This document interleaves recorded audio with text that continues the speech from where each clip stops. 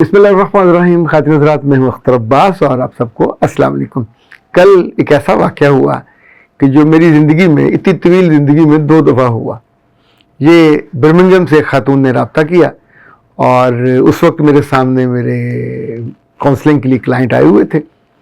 دونوں میاں بیوی تھے اور آدھا گھنٹہ ہمارا گزر چکا تھا. اچھا، چونکہ جب میں مصروف ہوں اور کال کو آ رہی ہو، اگر کوئی آدمی باز نہیں آ رہا تو میں اس کو اٹھا لیتا ہوں. اب چونکہ تھا بھی بیرون ملک کی تو میں نے اٹھا لی. اب اس خاتون نے رونا شروع کیا اور انہوں نے، اچھا چونکہ میں ان کو پہلے سے جانتا تھا، ان کے 2-3 سیشن ہوئے تھے. ان کی بیٹی وہاں آئی ٹی میں کام کرتی، ایک بیٹی ہے، خود ہیں، ایک ان کا بیٹا ہے. تو 3 لوگوں کی فیملی. میاں ان کے فوت ہو چکے. بیٹی ان کی اس وقت کوئی 43 ایئرس کی ہے اور اس کی شادی نہیں ہوئی. شادی ماں کی وجہ سے نہیں ہوئی، چونکہ ماں کو ہمیشہ سے یہ شوق تھا کہ ان کے بھائی اس کی ذمہ داری کو اٹھائیں.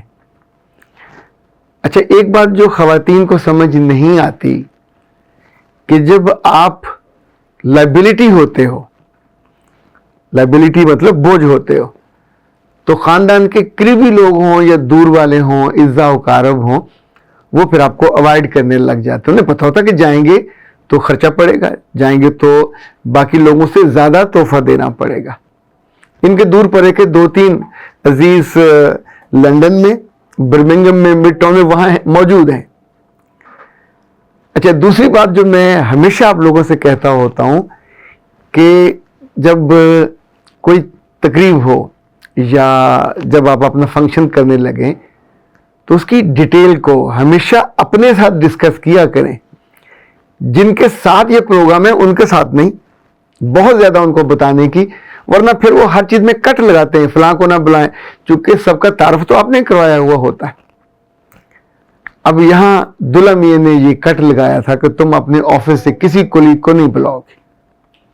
جس لڑکی کی 43 ایئرز ایج ہو، اس نے 4-5 جگہ کام کیا ہوا تھا، ایون سٹورز پہ کام کیا ہوا تھا، اسکول میں کام کیا ہوا تھا، یہاں جو اب کام کر رہی ہے یا اچھی سینئر پوزیشن پہ ہے، تو میاں صاحب نے کہا تم کسی کو نہیں بلاؤ گے. اوکے، یہ بھی مان لیا.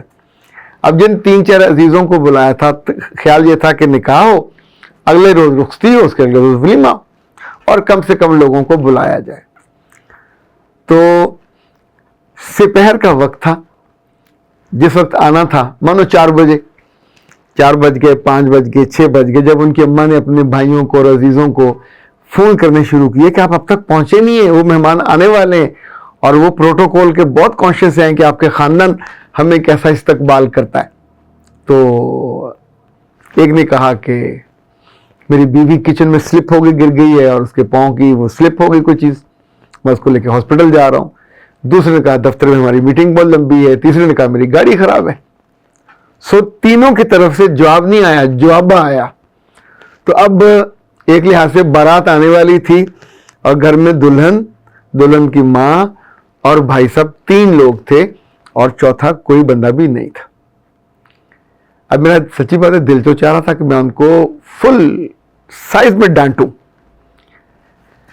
میرا خیال ہے پچھلے 20-25 سالوں سے اپنے دوستوں کو ہر سال یعنی رمضان میں، عید کے بعد اور دوران میں بھی، جب کبھی ہماری بیگم اجازت دے دیں کہ جی اب میں اس وقت ان دنوں فارغ ہوں اور تیار ہوں.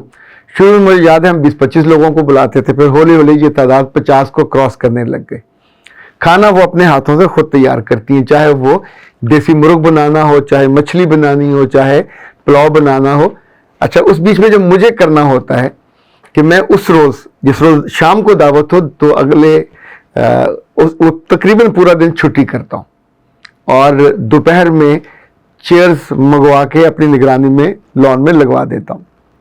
ٹیبل، ان ہر 6 چیئرز کے درمیان ایک ٹیبل، پھر کھانے رکھنے کے لیے 2 گول ٹیبل، پھر تحائف رکھنے کے لیے ایک ٹیبل، پھر گلاس رکھنے کے لیے ایک ٹیبل.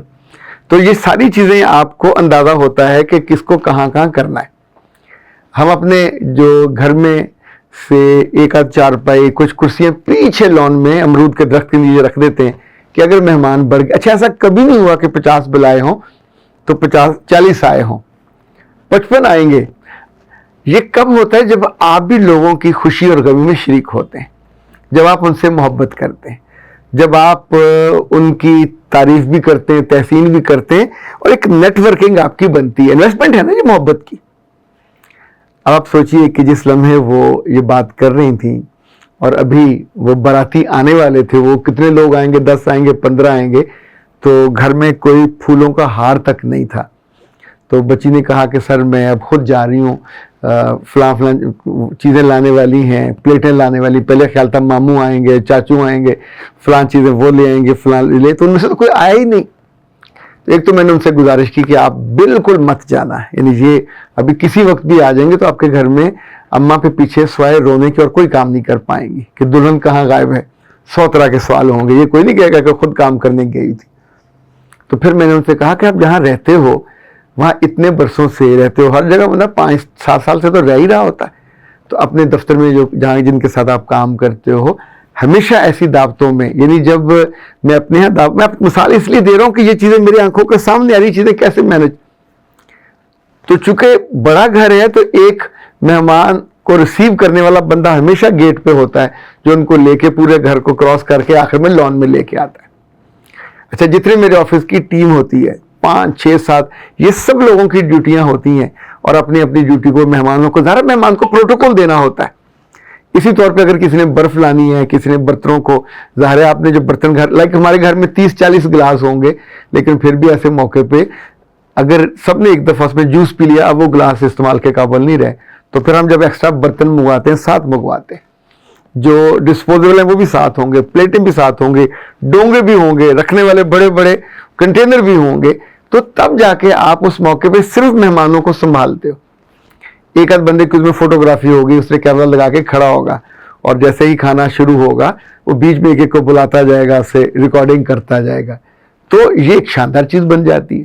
آپ سوچیں اتنی بڑی تقریب نکاح کی اور اس میں آپ اتنے ڈیپینڈنٹ ہو کہ فلاں آئے گا تو فلاں چیز لے آئے گا، فلاں، تو آپ کے پاس کوئی چیز بھی نہیں ہے۔ یہ بد انتظامی کا اعلیٰ درجے کا شاہکار ہے۔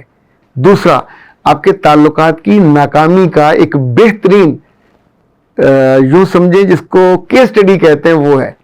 تیسرا، یہ آپ کے لیے الارم ہے، الارم ہے کہ جتنی زندگی کے باقی سال بچے ہیں اپنی سوشل نیٹ ورکنگ جو زیرو ہے آپ کی، یعنی جس گھر میں تقریب ہو بندہ آس پاس 3-4 گھروں سے لڑکیاں آ جاتی ہیں، ان گھروں کے جو بڑے ہیں وہ آ جاتے ہیں، ان کے باپ ان کی اماں کو بندہ بلاتا ہے، سین میں بیٹھے، کھانے کا کتنا خرچہ ہو جائے گا، لیکن یہ سب آپ کی عزت بناتے ہیں یا آپ کی عزت بڑھاتے ہیں۔ یعنی بعض لوگ تو کرائے پہ بھی مہمان حاصل کر لیتے ہیں، اب تو ایسا بھی ہے۔ میں نے ان کو پھر مشورہ دیا کہ فوری طور پہ کسی کیٹرنگ والے کو فون کریں اور ان سے 2 ویٹر منگوا لیجئے یونیفارم والے، 1000 2000 3000 جتنا بھی پاکستانی لحاظ سے یا وہاں کے لحاظ سے پاؤنڈ دینے ہوں گے وہ دے دیجئے، وہ کھانے کو سرو کریں۔ دلہن اور دلہن کی ماں، 2 گھر میں لوگ ہیں، یہ کھانا سرو کرنے لگ جائیں گے تو کیسا لگے گا؟ چیزوں کو پلان کرنا سیکھیں، اپنے دوستوں کو انگیج کرنا، ان کو ڈیوٹی اسائن کرنا۔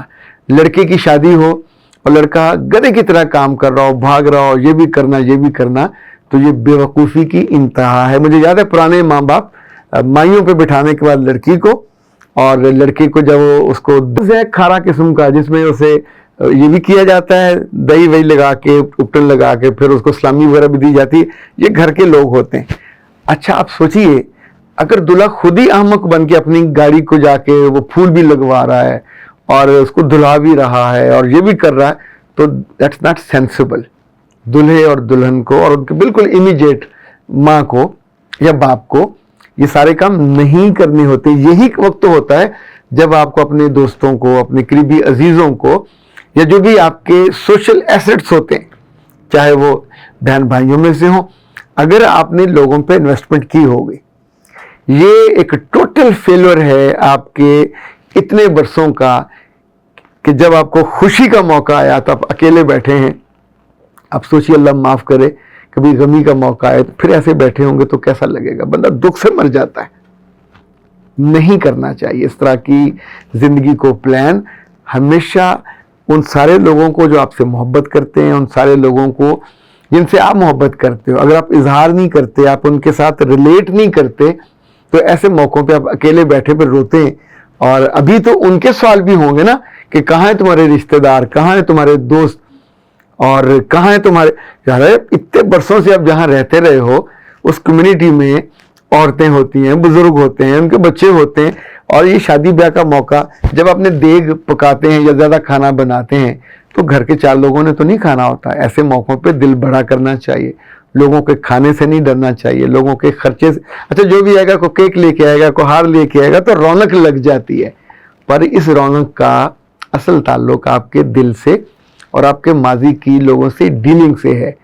وہ سارے لوگ جو خوشی اور غمی میں اکیلے رہ جاتے ہیں ان کو فوراً اسی شام بیٹھ کے سر جوڑ کے اور پوری سمجھداری کے ساتھ, بلیم کرنے کے لیے نہیں کہ بھائیا نہیں آئے, چاچا نہیں آیا, تایا نہیں آیا, ماما نہیں آیا. اوکے, کیوں نہیں آئے؟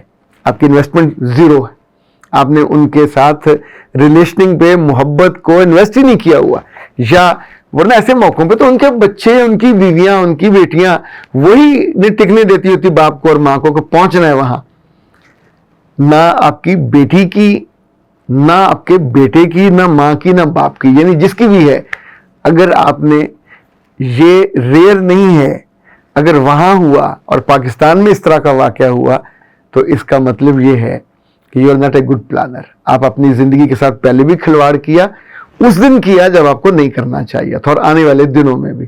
سو وہاں بیٹھ کے فوری طور پہ پھر آپ کو مینج کرنا جو پڑے تو نہیں ہوتا, تو پہلے سے کرنا چاہیے. پہلے سے لوگ ہوں جن کے ذمہ کام ہو, پہلے سے لوگ ہوں جن سے اپنے وقت لیا ہو اور ان کو اس گھر کی اونرشپ دی ہو. اسی طور پہ جو لڑکے اور لڑکیاں دفتروں میں کام کرتے ہیں, اسکولوں میں کام کرتے ہیں, اپنی دوستوں کا آپ نے اچار ڈالنا ہوتا ہے.